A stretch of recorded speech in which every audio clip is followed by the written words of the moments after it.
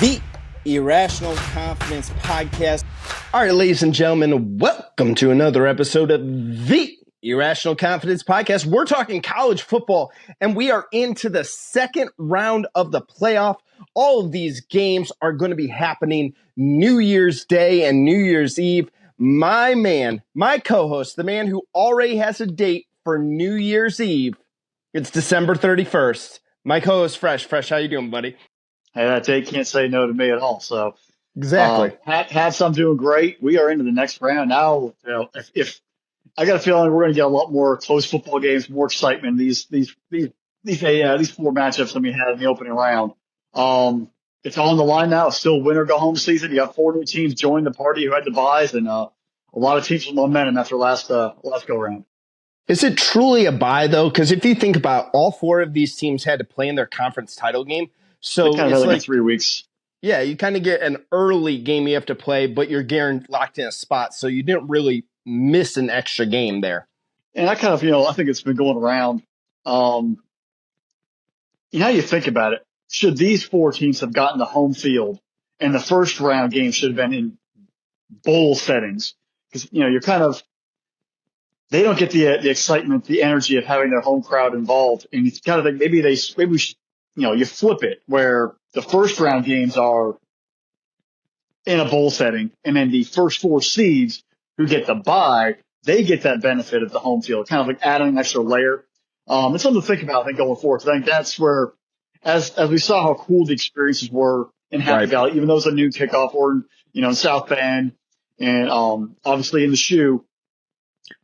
If you imagine Oregon hosting a playoff game, Georgia not having a chance to host a playoff game, Boise State or Arizona State hosting a playoff game, any of those top 4 teams, they're like, well, that's great, but now we have to go play at a neutral site where it could be 50-50. We're traveling. They had a home game. Like, to your point, everyone's getting 3 weeks off one way or another, but would have been cool. Maybe they do the 4 seeds get the bye as opposed to the 5 through 8. Right. It'll be interesting to see what changes come, because you think we're going to have this whole model again next year. But again, it's only a 2-year period of this type of model. And then in 26, it'll be something completely different. It'll be fun to look ahead in the future and see what comes to be. But we got to roll with what we got right now, which is just a blast. Let's roll to the first game. This game is going to be on New Year's Eve. Right now, time to record, Penn State is an 11-point favorite in this game. Penn State is in the Fiesta Bowl against the Boise State Broncos. Boise State 12-1 on the year. Ashton Jeanty, runner-up to the Heisman Trophy winner, Travis Hunter. Penn State has looked like a different team the last couple of weeks. Played Oregon really well. Kind of went toe-to-toe with them offensively. You take a look at that SMU game against Penn State. SMU was able to move the football. Problem was, against the Mustangs had, was they turned the ball over too much against the Nittany Lions, and the Nittany Lions were opportunistic on them as well. Boise State, in my eyes, Fresh, they have no room for error. They have to play the perfect game in this one here as well. Let me ask you this question, though. What is this run doing for James Franklin? Well, I'm going to call it a run. He hasn't beaten a top 10 team. The SMU wasn't a top 10 football team. Does this count? This would be a top 10 game based on the rankings. That takes over the AP and USA, the coaches poll at this point in the year. So if he wins, he'll finally break through and get a top 10 win. Will it feel like a top 10 win? I'm not so sure, but on paper, it still qualifies. That stat becomes, he finally broke through. I'm not sold on the Penn State offense, because like you brought to your point, that defense had all those turnovers. They shortened the field. They had, I didn't see Drew Allar and that running game with Allen Singleton and Tyler Warren drive the field multiple times and pound it until the ball game was really in hand. They didn't really do anything offensively that really says, this team's ready to go. They got all their touchdowns late. They came back on Oregon. Oregon was playing a little late in that they sort of stormed back. And they did the same thing versus USC. They stormed back.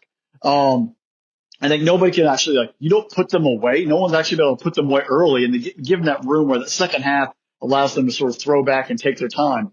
But I haven't seen anything in the offense that really says, you know what, this team's fully well-rounded. Their defense, obviously dominant. That secondary linebacker, the pass rush, they have shown it, whether it was Ohio State or versus SMU or anywhere else in between, they can get the job done. And that's where, how does, King and Abdul Carter in that secondary and Tom Allen as the defensive coordinator orchestrate to stop Ashton Jeanty? Because, your point where Boise State played Oregon earlier in the year, they went toe-to-toe with them. Oregon needed a couple special teams touchdowns to actually survive and win that game up in Eugene. Ashton Jeanty is obviously the straw that serves the drink for the Broncos, and they're going to feed him the ball in multiple ways. How does Penn State find a way to rein him in a little bit and force that Boise State offense to get vertical and get the ball to other people and get everyone that's involved in that passing game and that ground game and become more diverse? They're not playing the UNLVs, the Fresno States, Colorado States, Air Forces, Wyomings of the world anymore. They're playing Penn State, and it's, according to most people, it's linebacker you, at least some people. You're going to come up against a bunch of 4- and 5-star recruits. You're going to pop you in the mouth. And how physical are you going to be able to be the entire ballgame? You can't feed Jeanty the entire time. You've got to be a little more diversified. So how does that Boise State offense really evolve and attack them in my opinion, ball control and take advantage of opportunities? Maybe sometimes use Jeanty as a little more of a decoy and try to hit some vertical shots where they're trying to put 8, 9 guys in the box. In Penn State, you're going to have to tackle. Jeanty's going to get his sometimes, so you have to be able to minimize his overall explosiveness, and keep him sort of reined in. UNLV has done it. They did a pretty good job. They only scored, it was only 21-7 really when the game was in hand, in the Mountain West title game. So they're not going to put up 40 or 50 points. You just got to be able to manage the football game and play disciplined football and tackle on contact. Penn State's offense, I'm going to need to see something from you. This is not going to be a vaunted, shutdown defense. You're going to have to be able to manage it and wear down the Boise State front seven. They have some players in that team in the secondary and defensive line, but they don't have the depth. And that's where it comes into play. Run the ball down their throat. Stop trying to get cute. Just do what you got to do and win the football game. If you get cute, that's when Boise State's going to come after you. And you'll also be prepared for Boise State to pull some unorthodox, plays and really try to let it all hang out because they have literally nothing to lose. Nobody expects Boise State to win the national championship. No. And that makes them a dangerous football team here because they have no expectation to get to the next round. Everyone expects them to lose. They are going to play loose and probably reckless, just like they had in the past every time they've gone to the Fiesta Bowl or any big-time New Year's Six and they've won. They are going to play with a little more energy. Penn State might actually play a little uptight because now, just like last week, you're supposed to win. And not just win, you're supposed to win big. So how do you find ways to just get after it early, come energized, and meet their energy from the very start of the football game and be able to attack? It's New Year's Eve-ish. It's going to be like 4:30, out in Arizona, 7:30 Eastern kickoff. So it won't be terribly late, but you are the only game in town. Everyone's watching you. Get up early and be able to play a full 60 minutes and be able to meet that energy that Boise State's going to bring. It's probably going to be maybe 60-40 Boise State fans because everyone's going to be traveling for that ballgame. They knew they were coming. They're going to be there in full force. You're going to have to go on a hostile environment and be able to, execute. You've done it before. You just got to manage yourself and be, well-rounded. But the last thing in the end comes back to your initial question. James Franklin. Yeah. Get out of your own dang way. Right. Let the team just go out there and play. You don't have to win 30-0. You don't have to try too hard. Just go out there and win the game 17-15. The polls aren't going to change next week going into the quarter in the semifinals. You just got to win the ball game and get to the semifinals. And it's not going to matter if it's by 30 or by 1, as long as you come out victorious and you hold, the Fiesta Bowl trophy at the end of the night when the clock hits midnight and goes into, 2025, you're all set. Run the football, get them involved, because if you do win this game, you're going to have to be able to run the football against Georgia or Notre Dame in that next round down in Miami. So you're going to have to get physical. And I didn't see you very physical late in the ballgame versus Ohio State earlier in the year. And I saw you more flash in the pan, second half comeback versus Oregon, but not physical. You were getting whooped up and down the field by them. Show me you're a dominant football team and you can own the line of scrimmage on both sides in a game that you're supposed to win. In the end, I think Penn State takes care of business, and I'm going to say Penn State wins by double digits. Boise State, the depth is going to show in the second half, and they're going to get worn down. Penn State it'll be a battle in the first half. That third quarter, you'll start seeing that depth and that overwhelming punishing them at the line of scrimmage will carry over. And the tool running backs will end up wearing that Boise State defense.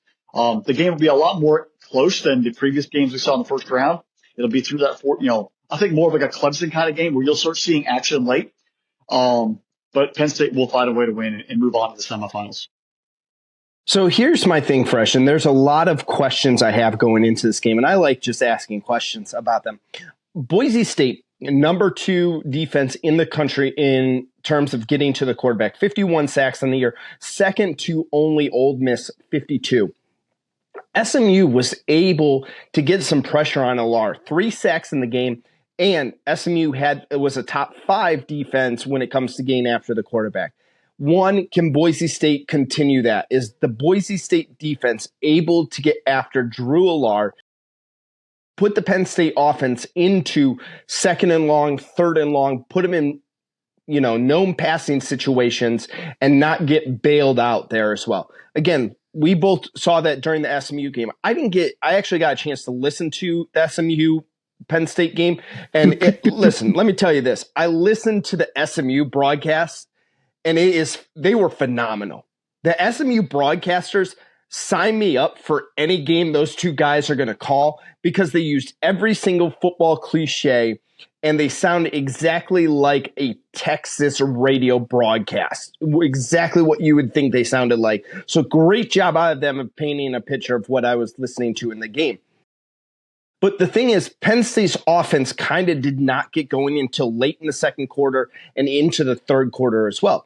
Is Boise State able to jump out and play from ahead in this game and make Penn State uncomfortable? Are you able to make Penn State uncomfortable? You're not going to do that just by Genty alone. Madsen's going to have to do something himself. This passing attack is going to have to be complementary.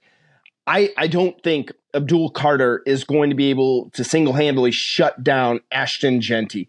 Everyone in their brother knew that Boise State was going to run the football all year long. Guess what? No one stopped the guy. That dude runs up against 8-9 guys in the box all the time. I don't think that they are going to be able to completely contain him. I think, Penn State, you're pretty happy if you go for 150 and a score. I think you'd take that any day for Genty. On the other side, Penn State, are you able to run the football as well? Are you able to keep the down and distance manageable? For me, I'm looking at Boise State having nothing to lose. Everyone thinking okay, yeah, it's just a group of 5 team. They're only here because they don't deserve to be in here. There's all these other better teams. I think Boise State's going to make this game a lot closer. It being on neutral site, Penn State not having the advantage of being at home, being in that environment. You're right, Fresh. It is going to be Boise State, probably a lot more fans because their fans are going to think, hey, this might be a one-and-done situation. We don't have to save our money for the next round. So, again, I think Boise State is going to play really, really loose in this game.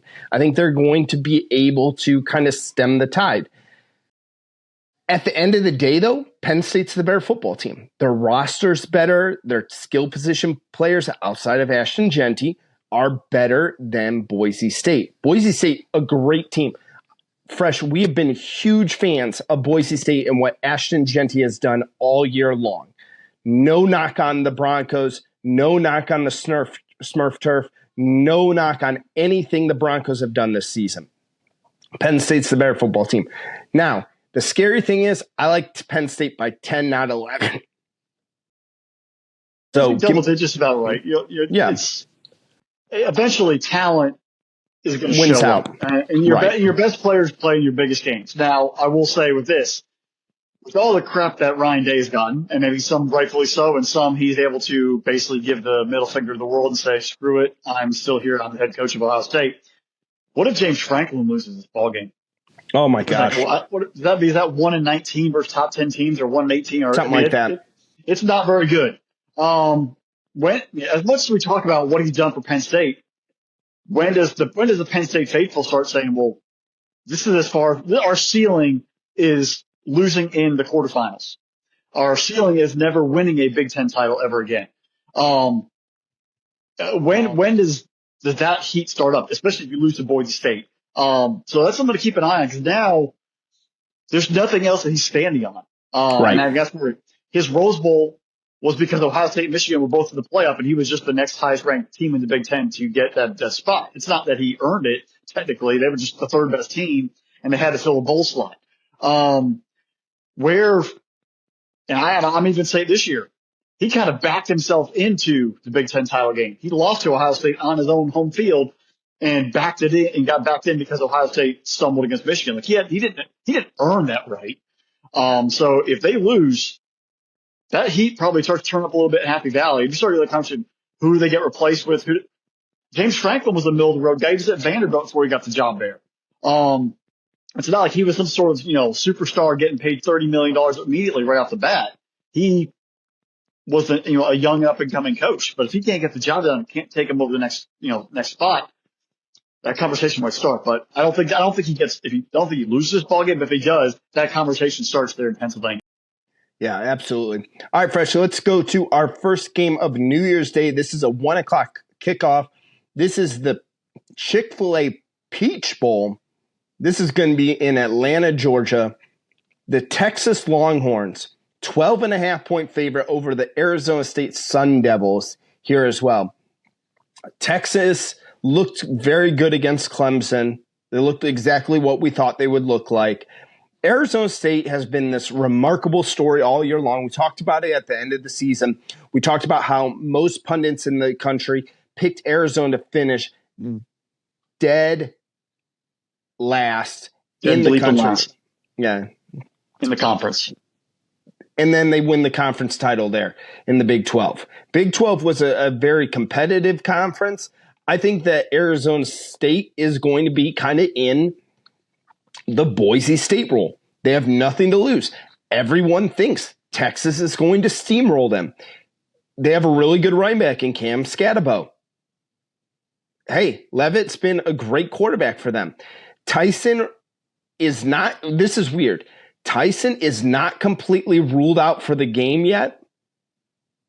I saw an interview from him about a week ago. Again, a little bit old, so maybe things have changed as well. If something has changed, leave us in the comments there. But he's got he broke his collarbone at the end of November. He's probably not playing, but he's not ruling himself out. I give the kid credit. What do you got for this Texas Sun? I know. I agree. Well, first off, y'all better be ready to play because it is a 1:00 kickoff on New Year's Day. There's going to be a lot of noise out. There's going to be a lot of fireworks going outside your hotels. Which of these teams are ready to rock and roll? It's not like it's a Saturday morning or, a noon kickoff in October where you're like, all right, let's get the motions we got next week. But you've got to be ready to go. Fans might be a little groggy, so you have to bring your own energy to start the ball game because those fans, most of them, as we all know, Arizona State's pretty known for partying.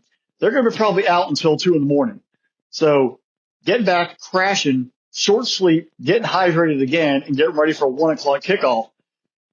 At that beginning of the game is probably going to be a little quiet in the banks. Right. I'm just going to say right now, it's going to be a little dull. You're going to have to be ready to go immediately and bring your own energy. And eventually that game will sort of pick itself up with the fans getting the energy in the building. But these two teams are going to come out ready to go, ready to play. Arizona State, I got a feeling, is going to come out very energized and excited because they, like I said, they were not expected to be here. They are playing with house money. They won a title. Cam Scatabo is Mike Allstott 2.0. They are going to be energized, and they're going to come out and try to be physical immediately with Texas and run the ball. Texas. Throughout this entire season, outside of the Florida game, you kind of play with your food. You play with your food with Arkansas. You play with your food versus A&M. You've obviously got whooped up front and twice by Georgia.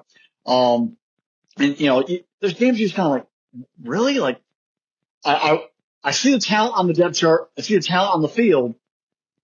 But you sort of just go through the motions. If you go through the motions, before you know it, Sam Levitt and Cam Scatamo might actually have some yards on you and a couple touchdowns. You can't let Arizona State hanging around.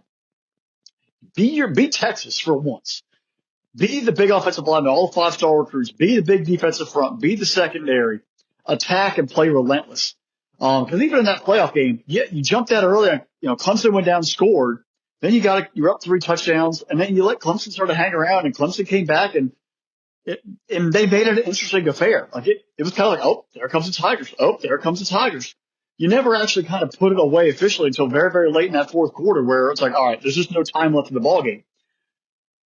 You play like that again, you're eventually going to get beat. Because if you have this game, you're going to get the winner of Ohio State, Oregon, and you mess with them and play around, play with your food there, you're going to get beat. You can't keep can't keep regurgitating those same bad, behaviors and that bad, muscle memory around.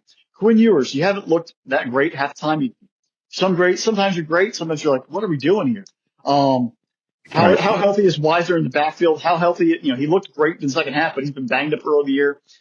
How does he get back and ready to run the football? But the whole stable of running backs look good. They ran the ball pretty well in Clemson. Are they ready to go for another affair like that? And I'm going to say right now, Texas, stop trying to throw the football. Because Quinn Ewers obviously gets a little happy feet sometimes. Just run the dang ball. Run it down his throat. Out physical Arizona State. Make him quit. Get the ball game over with. Right. This is going to be the best defense that Arizona State's going to face all year. So if you start beating up their defensive front and you wear them down, that offense is going to become very one-dimensional. King Scadbo's not going to be able to run the ball, and you're going to have suffocating and letting your secondary and pass rush take over. Don't mess around. Arizona State on the other side, sometimes you Cam Scadbo as some decoy. Get vertical in the pass game. Take some shots downfield. Test that Texas secondary because you're not going to be able to drive the field with them. You're not going to be able to go on a 10, 12, 13 play drive for 60, 75, 80 yards and rack up 6, 7, 8, 9, 10 minutes consistently. You might be able to do it once, but as the game wears on, that depth for Texas defense is going to rotate and beat you down. You have to strike quickly sometimes and then drain the clock late. I don't think Texas covers the 12.5. I think Texas finds a way to win. That team is not, they're susceptible in multiple ways just being sleepwalking. I don't think Arizona State has the front seven like Georgia does to rush the passer and get after them like that. So that right there is a factor that works in Texas' favor. They're not going to have their relentless pass rush coming after them. They can be able to throw it a little bit, but just run the ball down their throat. Stop making football so hard. Keep it simple. Line of scrimmage, tackling and running the ball, blocking and tackling. You'll take care of business and move on. Don't show too much. Get to the next game. Then you can start putting some stuff out versus the winner of the Oregon Ohio State game. Get to the ball game, take care of your business, and move forward to the next week. If you start messing around, Cam Scadbo might make you pay for it. But in the end, I think Texas wins, but they do not cover the 12.5. What was it? A couple of years ago, the Wolverines won a football game where their quarterback didn't throw a single pass. It was Penn State when Sharon Moore was moving for Harbaugh. It was like 22 straight plays. They ran the ball. Yeah, just run the dang ball. Texas, there's your game plan. Just run the ball. I got to give Texas a lot of credit.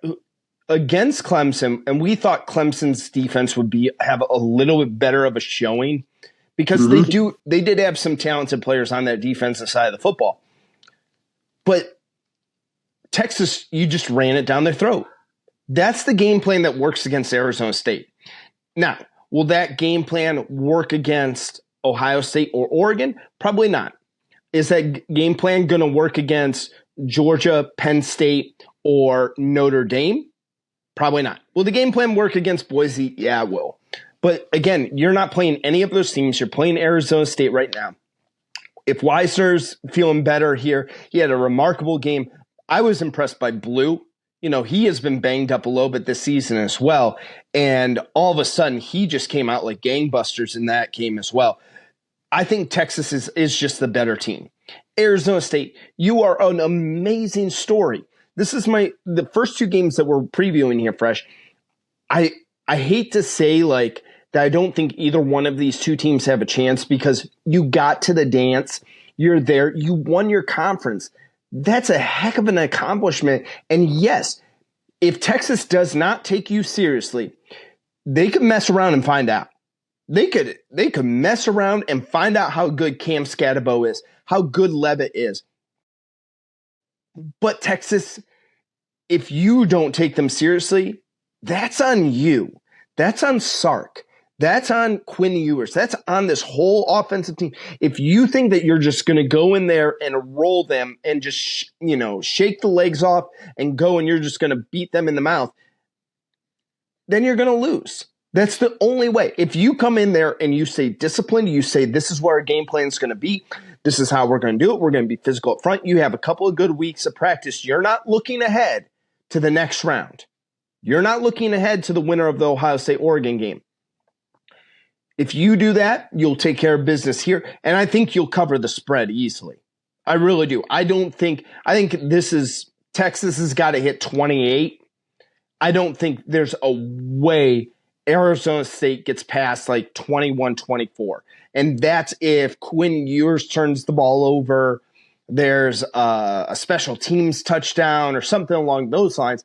I even think that if Texas hits 17-21 with how good their defense is, that you can really, because if Tyson's not playing, and again, even if he is playing because he's coming off of a broken collarbone, he's not going to be nearly as effective. He's definitely going to try to protect it a little bit more, and you're going to see him.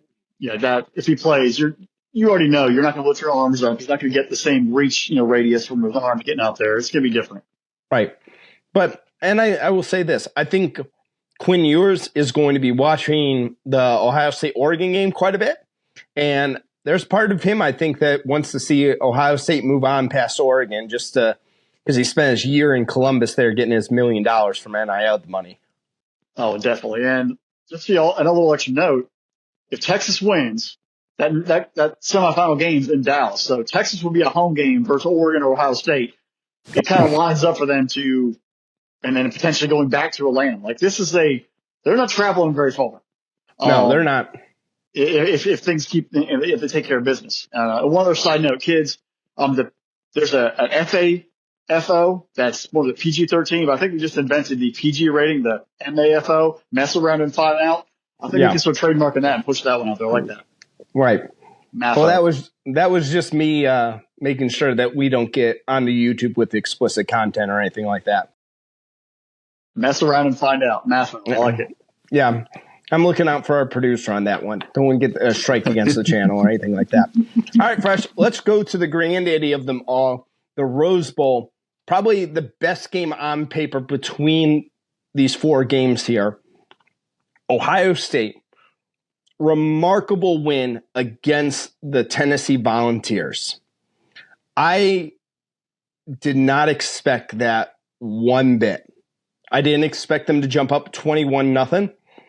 I didn't expect them to win 42-17. Didn't expect any of that. I thought that this Ohio State team was a little bit snake bitten, for lack of a better word. I thought that offensive line was going to cause a lot of problems for them.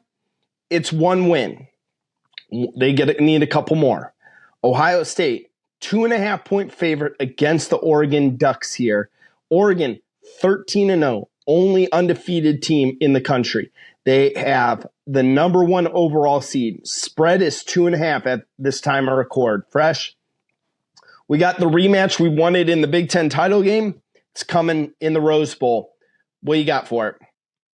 Well, first off, to echo your points about Ohio State, going into that ball game, when we talked on a preview episode, I had a feeling they were going to show up like they did when they played Georgia after losing to Michigan and not going to the Big Ten title game. Like there was a fire burning in that program to redeem themselves and to come out and sort of just punish everyone and make themselves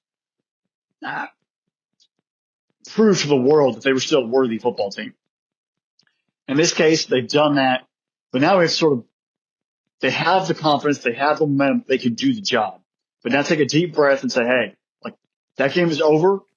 Right. We only need to score 20 points in that ball game and we won.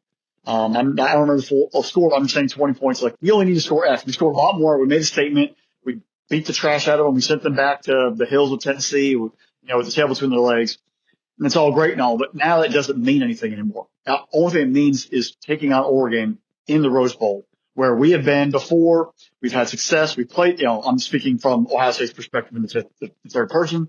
We have played them before on this field, in this program's history. We know where the stadium is. Our fans know where it is. We know that opponent. They know us. We played them to a 1-point game, back in September. How do we get ourselves back up and talk ourselves down? one thing I always tell myself, and I tell other people, is like, you're not as great as you think you are, but you're not as bad as you think you are at the same time. Right.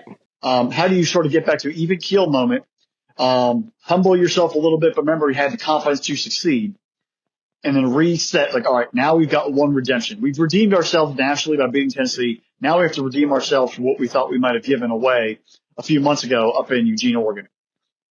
Offensive lines can be a little different. How do we adapt? How do we keep developing and protecting that group of five? How do we get our running backs involved? How do we also keep Will Howard's mental focus? Because he took a lot of heat for sliding, whether he got down before the clock ran out or not. That's obviously water well under the bridge at this point. But he might start hearing, having it's like, he took a lot of flack for that. How does he get himself focused and redeem and move forward? How do the receivers step up? How do they balance out Judkins and Henderson? And then defensively, what did you learn about that Dylan Gabriel-led offense, and how do you shut it down? Both teams are going to make adjustments. Right. Dan Lanning and he already saw it. He's like, all right, I have to do X, Y, and Z because it was a 1-point game. We kind of maybe got fired fortunate there at the end. Trigger happy, clock operator. And you look at, Kelly and Knowles on the Ohio State side. What did they learn from that game? How do they adjust and adapt? What did they see that worked, and how do they maybe bring what that formation or that play design or that blitz package and give it a different look to disguise? Or what did they run that was successful or they could build off of it in a formation from offensive perspective? This is a know your opponent chess match. You make a move, I make a move. You make a move, I make a move. It's not going to be decided in the first quarter. It won't be decided at halftime. This will be a 4-quarter battle. Right. I want to see how Oregon's offense, do they try to slow down the pace a little bit and maybe try to wear out that Ohio State defense? Because now Ohio State's coming off of probably a 10 or 11 days, break. You've had 3 weeks. How do you offensive line maybe run the ball a little bit more? Don't try to take as many shots downfield. Long, more lengthy drives and keeping that Buckeye offense on the sideline as opposed to maybe taking some quicker shots early and starting to score, at a faster pace. Or even just, it's kind of like you're driving a car, maybe accelerate and then decelerate to sort of change it up and depending on the pace of the game, but give them some new items. Dylan Gabriel, this is the biggest game you've ever played in. Right.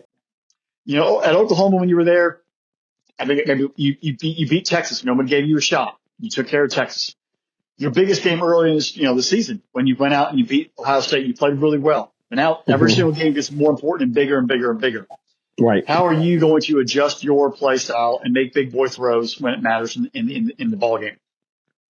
And then lastly, Dan Lanning. I'm still not sold because you survived versus Ohio State. You let Penn State storm back on you. You almost lost to Wisconsin. And then those Washington games the previous 2 years when you're up there, your teams looked lackadaisical. They didn't have that death march from a Kirby Smart perspective. And you learned under Kirby.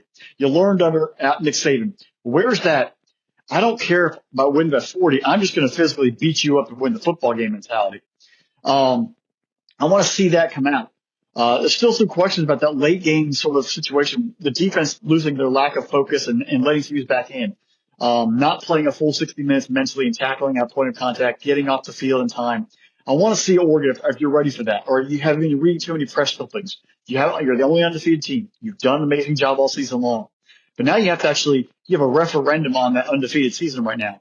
You have to prove it again once here against Ohio State, and if you're fortunate to win, most likely you have to go down to Texas and do it against Texas. You have got to continue to keep getting your team up and ready to go and energized. Is all that Nike money paying off? Are the guys focused and ready to play? And also, just lastly, is the mystique of Oregon football still hanging over? Because in big games in a playoff scale or BCS scale, Oregon hasn't won. Where's this team going to be ready? Have you read too many press clippings? Are you ready for it? Because right now, Ohio State has that monkey off their back with that big win over Tennessee, and they're playing free. In the end, I think Jeremiah Smith has a big game. Henderson and Judkins have a big game, and Will Howard gets his redemption. And Jack Sawyer and that Ohio State defense are focused. They know they left something on the field last time. They're going to find a way to come in this ball game, and Ohio State is going to win by a touchdown. Wow. It's going to be a 4-quarter game. I think Will Howard this time leads a game-winning drive to put the game away in the fourth quarter and wins it for Ohio State and sends them off to Dallas, Texas to take on the winner of Arizona State and Texas. You know what's really make me impressed, Fresh, is what I just said. That was pretty good. Yeah, I was pretty impressed. That's true. Is pretty good. It's a good statement there. I think Dan Lanning is becoming the best young coach in college football right now. I think there's a great argument between him and Marcus Freeman, and we'll get into Marcus Freeman here in a minute when we get to Georgia, Notre Dame. But I've been very impressed with how he has adapted in his time over at Oregon. You're right. He had a monkey on his back when it came to game past Washington the last couple of years. He had a huge win up in Eugene against the Buckeyes earlier, and he's evolved. This team has evolved. They've become a better team. Dylan Gabriel on his doctoral year here in college football. But again, I look at someone like Jordan James and someone that we don't talk about enough. 5.5 yards a carry. Kid's got 15 rushing touchdowns on the year. Again, almost averaging 100 yards per game. You take a look at what the pass catchers have done with Tez Johnson, 10 touchdown catches for him. Evan Stewart has looked good at times, like really good. And then other times, you're still waiting to see him maximize his potential. This Oregon team has a lot. If they beat Ohio State for the second time, if they do that, if they do what is very, very difficult to do, being a team twice in a year is not an easy task. Georgia has done it now with Texas. But again, we've seen it in years past where, teams who go up against a team, whether or not in the regular season and then get them again in the conference title game or in the college football playoff or whatever it is, it's not the easiest task to do because there's tape on there. There's film on there. I was having a conversation at Christmas Eve with a good friend of ours, and he said something to me, and I said, it's a really great point. When Ohio State is on, especially with how they are on against Tennessee, there's not a single team in the country that can keep with them. When they're on and keeping 4 quarters with it, they were getting something that we haven't seen a ton of. They are getting pressure with their front 4. They weren't having to send extra rushers to get to the quarterback.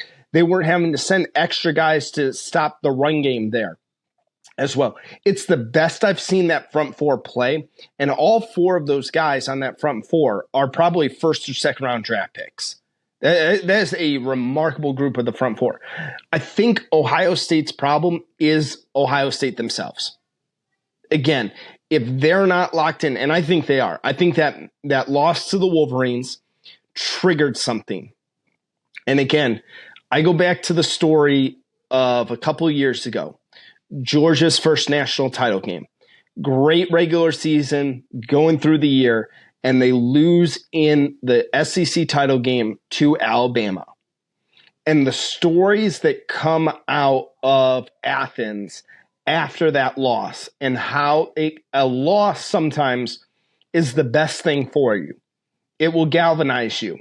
Nick Saban even said a few times, sometimes he wanted his players to taste that defeat. And especially, again, at no point is it ever okay to lose to the Wolverines. But we're in a different day and age where at the end of the year, less than 5-6 years ago, a loss to the Wolverines, that was the end of your season. Like your season was over. You I go play in the Rose Bowl, the Fiesta Bowl, some non-college football playoff game. And season's over. This is different. You get to march through it. If Ohio State shows up like they did against the Volunteers and just they snuffed out the Volunteer running game. They snuffed out the passing game. Nico with 1 completion in the first quarter. This Ohio State team will beat Oregon. I'm not ready to say that it's a touchdown game, but I'm going with Ohio State. It's hard to beat a team twice, so give me the Buckeyes. I'll say Buckeyes by a late field goal or a 4-point win. I like it right around there. That's what I'd say. But Buckeyes cover the 2.5-point spread right now. And you kind of, looking at this game, there is one group of players that this game is going to define the winner by. And that's the Oregon front seven. Right. And that defensive line, those linebackers set the line of scrimmage in the Ducks' favor. There's two significant injuries to that Buckeye offensive line. Can they get in there, plug the gaps, get pressure on the quarterback, get out and tackle the running backs in the backfield? If the seven of them, or depending on fronts 6 or 8, however they want to bring it in and mix up the packages, if they are getting blown off the line of scrimmage and they are getting hit 3 and 4 yards down the field by that Buckeye offensive line, it's going to be a long, long, long New Year's Day for that Oregon defense. That front seven has got to stand on business to give the Ducks a chance. Because if they're not getting home and tackling in the running game, much less getting a pass rush, that host of receivers for Ohio State will feast eventually on that secondary. So Dane Lanning's going to have to be on his game. And one thing that kind of worries me, and you bring the Michigan game up, and I'll wrap my point up here. If Ohio State offensively tries to, quote unquote, be physical and be tough to match what Michigan was, so try to run the ball and intimidate them and not just be who they are, you're going to lose. Go out there and throw the dang ball down the field when you have to. You have the receivers. Do what you did in Tennessee. You tested their secondary, you threw the ball down the field. And then you ran the ball down the throat when they're backing off the line of scrimmage. If you come out and do what you did versus Michigan and try to run the ball all day long and without even trying to test them vertically, you're going to get beat. So don't get cute. I think we're in a playoff spot where there's film out there. We're on game 14 or 15 for some of these teams. Yeah. You kind of know who you are by now. And if you don't, you're in real trouble. Do what you do. Stop trying to get cute and overthink the things. Be yourself, be your image, and embrace the brand. And if you don't, your team's going to be thinking too much, and you might get beat because just they're overthinking the situation in general. So that's my point. All right, Fresh. Let's roll over to New Orleans, the All-State Sugar Bowl. The Notre Dame Fighting Irish, they're the 7th-ranked team, 12-1 on the year. They're going up against the Georgia Bulldogs, 11-2 on the year. Line open at Notre Dame -1.5. Georgia is now the favorite at time of record at -2. Carson Beck ruled out for the game. They're going to Gunnar Stockton. I got some thoughts on this game specifically, but I'll turn it over to you.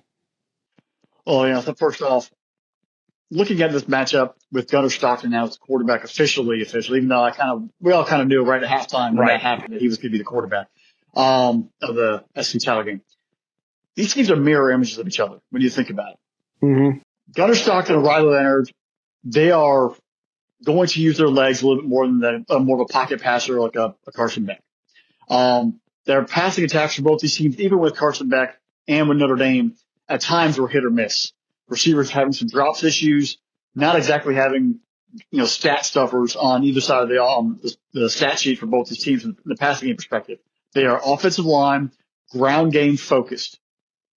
And then defensively, they have dudes across the board on both these teams, especially in the front seven.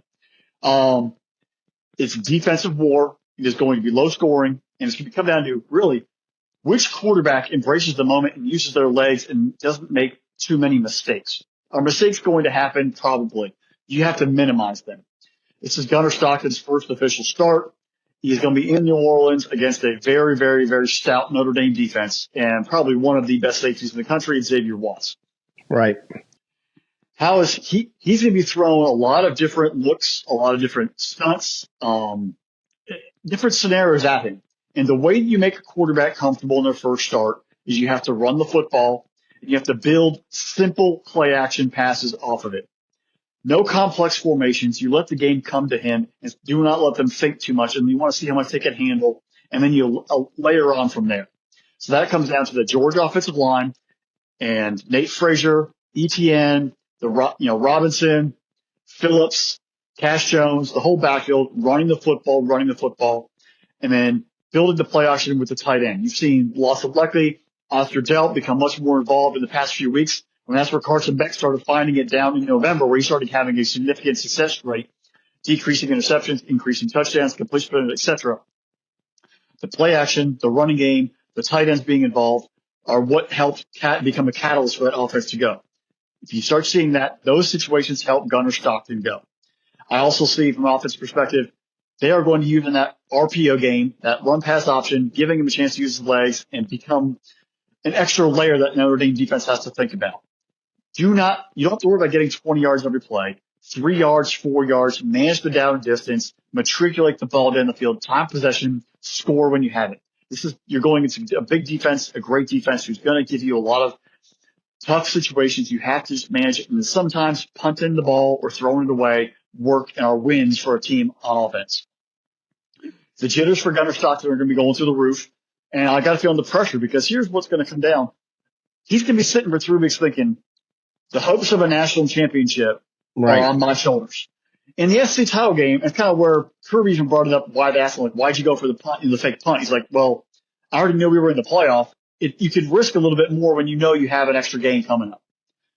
In this situation, does Gunnar Stockton try to overthink it or get a little too nervous sometimes on some situations? Because if you do lose, that pressure in that game is, now hanging on you, as opposed to, well, I got next week. I'll come out here and use it as a teaching tool, take a shot, and we can go through the film and get better.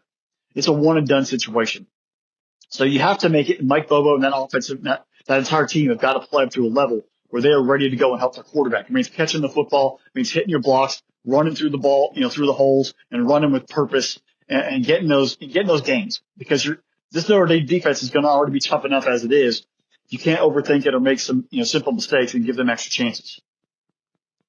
Flipping to the Notre Dame side, Riley Leonard, veteran quarterback, but this is the biggest game he's ever going to play in. The games that I think probably the biggest game when he was at Duke was on the way to Florida State, and he got dinged up in the late in the third quarter, and kind of cost him a chance to pull off the upset. I mean, you could say the Indiana game was a big game, or going to A&M was a big game, and you won down there. They didn't look pretty, but you know what? They won the football game. Right. He has to do the same thing. Feed Jeremiah Love. Feed your running backs. Faison, who had a nice little game versus Indiana, and Bo Collins, the receivers, and your tight ends. Mix them in. Be smart with the passing game, but don't try to do too much because that Georgia front seven, if they're going to feast. And if you put yourself in third and long or you get down early, they're going to come after you. Just look at the film versus Texas. Look at the film versus about anybody. They will get after you when they have their ears pinned back and ready to go. You have to be able to be the physical, be the aggressor offensively, and manage the down distance. Let your offensive line do the movement of the line of scrimmage. Do not try to get in third and long situations because they will come hunt. Notre Dame's defense, you are going to have to tackle on the point of contact, shut down the running game, make Georgia one-dimensional. If you can make Gunnar Stockton one-dimensional and force him to have to overthink, you're going to have a chance and have a pretty successful evening down there on the Bayou. This is going to be a very low-scoring, slobber knocker of a game. The past 3 meetings, the only 3 meetings have all been big time. They've all been one-score, single-digit ball games, and I do not see that changing in this game. Which coaching staff puts their quarterback in the best position to succeed, and which offense steps up to play for their quarterback? Because both defenses are going to show up ready to play. They're going to show up ready to tackle. Is the Georgia receivers not catching the football going to continue to haunt them in key situations? Is the lack of a developed passing game for Notre Dame going to be a problem as the ball game goes? That's what we're going to have to see. I got to see those situations are going to rise up at some point. The ground games are going to be the focal point in this ball game.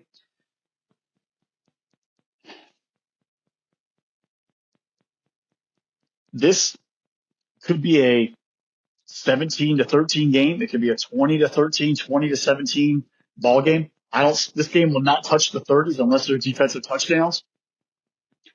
I think Georgia wins 20-17. This will be a 4-quarter knock 'em, sock 'em brawl. It will go all the way down to this game will probably even still in doubt up into the 2-minute timeout there in the fourth quarter. I can see Notre Dame winning, and I can see obviously my Dogs winning, and I'm taking the Dogs. But Notre Dame, I would even say they have a better chance from the lower seeds going to the higher seeds, the 1 through 4s. They have a better chance of beating Georgia than Ohio State has beating Oregon.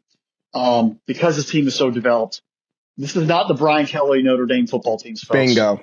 And they are going to come out and they're going to play football. They are going to attack. They play a little more juice. And Marcus Freeman has them believing. That's why I think this game is going to be it might actually be the best game of the entire playoff period. Maybe. Just because if you like defense, you're not going to get – this is not going to be like a Tua versus Joe Burrow, Alabama LSU showdown from 2019 where the game was like 49 to 42 or whatever and 1,000 yards. It's not going to be that. It's going to be a long out 4-quarter, play the long game kind of thing. But it's not for the weak heart. The pads will be pumping. The pads will be talking. And who's going to be able to withstand that and play for a full 4 quarters and a full 60 minutes? We have not seen, now in my whole entire thing here, we have not seen Georgia actually play a full 4-quarter football game flawlessly. Mm-hmm. And does that come to haunt them in this ball game, or are they able to take this 3 weeks, galvanize themselves, rally around Gunnar Stockton, and show up when it matters? It's a lot to be said, but it'll be a brawl on the Bayou. But I think the Dogs win in a single-digit showdown. Listen, Fresh, I'm sure Mike Bobo and Kirby Smart have forgotten more about football than I actually know about football. And I think I know a good bit of fact. Yeah, I think I know a good bit about football. But the one thing I want to say, and I want to almost say this to any Georgia fan who doesn't watch college football as a whole, okay? If you go into this game thinking you're going up against the Brian Kelly version of Notre Dame, and you said this, and I thought this was one of the best things you said in that entire thing. This is not Brian Kelly Notre Dame. This is far from it. This is Marcus Freeman Notre Dame. And this is a very, very good Notre Dame football team. They're very tough. They're well coached.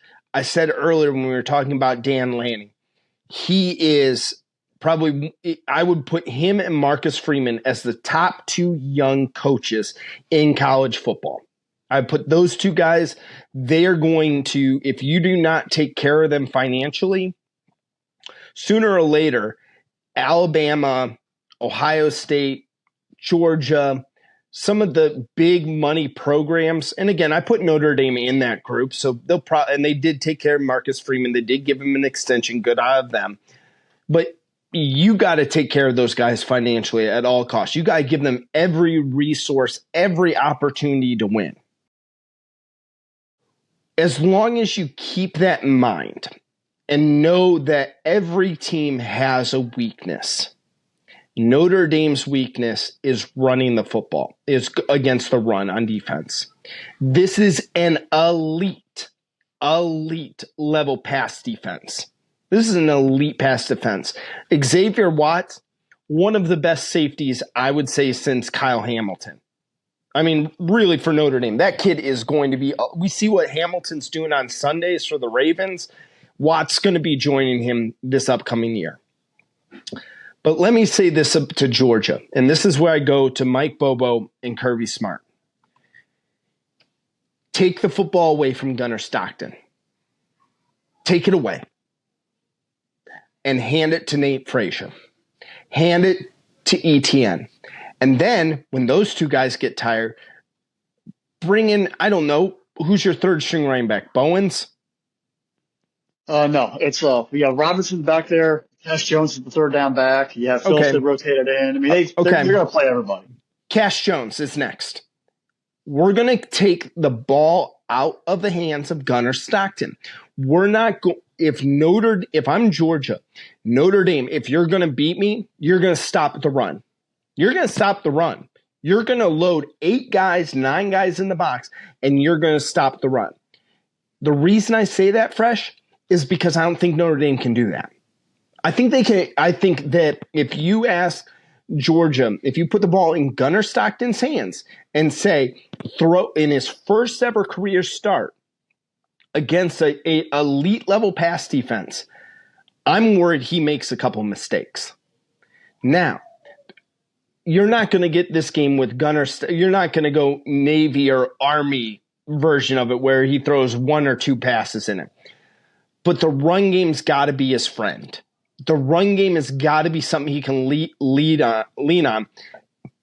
And you got to sit there and say, Nate Frazier, get me 6-7 yards on first down. Put me in 2nd and 3 or 3rd and 1 here, and then let Notre Dame bring those safeties up to help stop the run, and then let me take a shot against this Notre Dame secondary. Because honestly, I think if Georgia can run the ball, and I'm going to say this is going to be a little crazy, 55 to 60 times. And that's what I'm saying. I'm giving Frazier 20 carries. I'm giving ETN 20 carries. I'm giving Cash Jones 15, 18 carries. I'm giving a wide receiver a couple jet sweeps, end arounds. Extend the run game through bubble screens and stuff like that. You will play into what Notre Dame does not do well. And this is one of the few things, because I watched Notre Dame versus Indiana. And the thing that made me the most impressed with Notre Dame was how suffocating their pass defense was. And again, I get it. People are going to take pot shots at Indiana and all that stuff on that offense. It is what it is, whatever you want to say about that with Indiana. But it doesn't change what the look was on tape. I think that Notre Dame will match up very well offensively and try to run the football. I think the thing that will give Georgia trouble with them is similar to Georgia Tech. Riley Leonard is a very similar quarterback of what they faced at Tech. He's probably a little bit better than Haynes King over there. Probably a little bit. I wouldn't say drastically, but he's probably a little bit better. I say he's faster, but not as physical. Like there's right. Haynes King not going to take as much contact, but Haynes King was like a battering ram. But they're very similar. It's a mobile quarterback situation that Georgia does struggle with. And I think Riley Leonard throws the ball a little bit better than Haynes King does. He does. But, yeah, so I think that's where you have that benefit where the passing element layers on and makes up for the lack of thump from the ground game. I think if Georgia keeps this game on the ground, all of a sudden, this is going to be the telltale sign to me. If Georgia keeps this game on the ground, Nate Frazier, 3rd quarter, look to see if you see Frazier or ETN bust out like a 25, 30-yard run right up the gut. I'm talking about a dive play right up the middle. The offensive line isn't pulling. They're just blocking the dudes in front of me. That's telling me that the Georgia offensive line is wearing down the defensive line. The only way in my eyes that Georgia loses this game is if Gunner Stockton is throwing the ball over 25 times in this game. If he throws the ball 25 times in this game, that tells me one of two things. One, your game plan is not the greatest because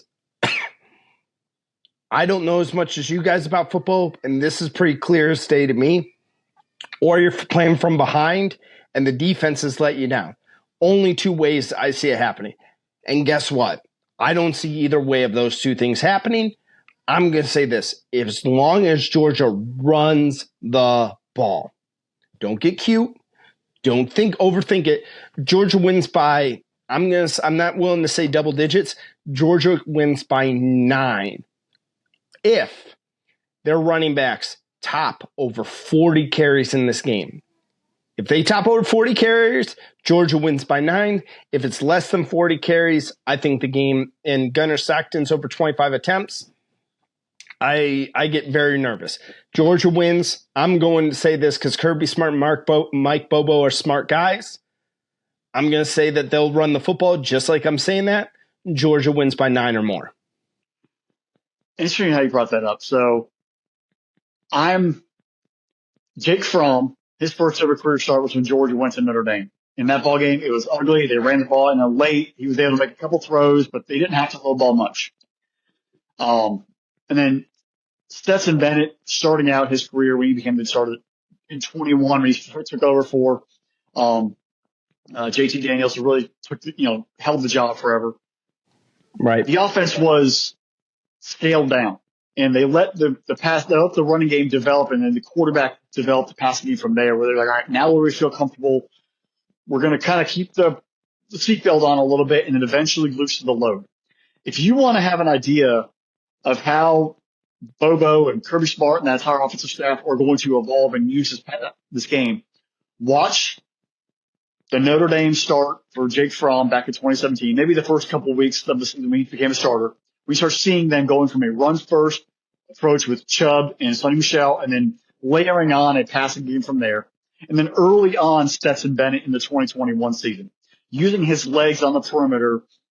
There's actually someone made one of the many esteemed people who covered Georgia football for Sports Illustrated and one other sites.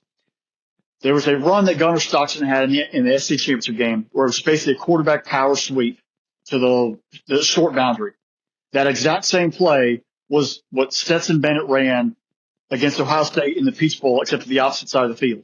He ran left and Stockton ran right. The exact same play, just flipped it on the hash marks. That was, one was for a run of the two. Stetson Bennett ran in for a touchdown. They're going to scale it down and look at how they can manipulate and develop his offensive attack and game plan around Stetson Bennett and early Jake Fromm, keeping the tight ends involved and running the ball heavily. This is not going to be a Carson Beck, sit it back and chuck the ball 60 times. You're not going to see a Matthew Stafford or Aaron Murray, throwing the ball 50, 60 times unless they're absolutely desperate for it. It's going to be a run first, using his legs, short intermediate passing to layer off of the run ground game. Notre Dame, they could do this game. If they can win this ball game, they have the talent across the board. It is going to be another amazing, Sugar Bowl. It's going to be a brawl.